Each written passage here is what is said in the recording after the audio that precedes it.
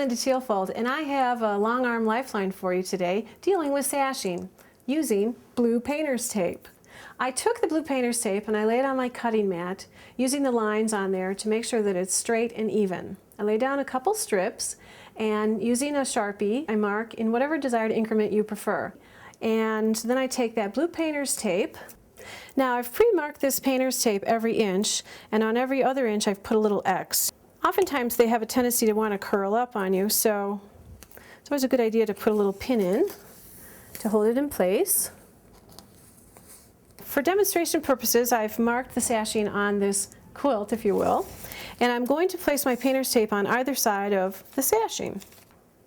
So in this example, you'll see that I have offset the little X's that I've put. That is a point that I'm going to hit as I make my way through the quilting of this sashing.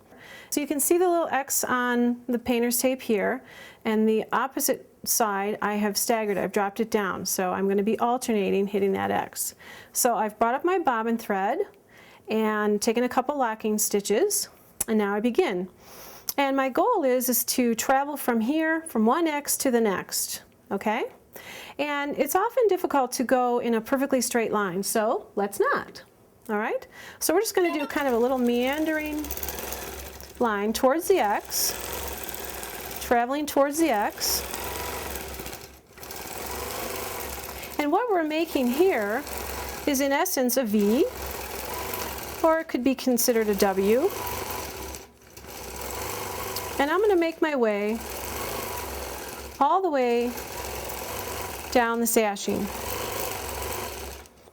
So now I'm on the opposite side, and I'm just going to continue on. Now I am hitting the lines that don't have the X,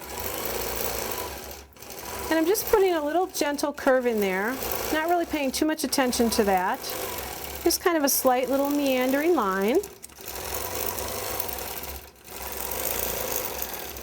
And that's it. Your first sashing is complete. So I've set up another example here, and this time I've marked the blue painter's tape every 2 inches. And this is just a little bit different design. Same premise, but a little bit different process. So again, I'm starting in the corner, and I'm just going to throw in a little curly Q. Then I'm heading for my marked line, throwing a curly Q the opposite direction, throwing in here.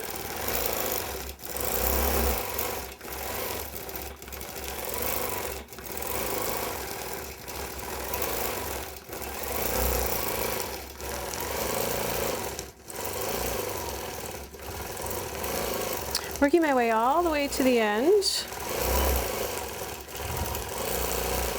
So let me take this off and I'll show you what we've done. And you can see a fun little design that you didn't have to mark. So I hope you're inspired to try my blue painter's tape marking method. I think if you can come up with a lot of unique and interesting designs, just experiment a little bit. I'm Linda Thielfoldt, and I hope that you've enjoyed this segment.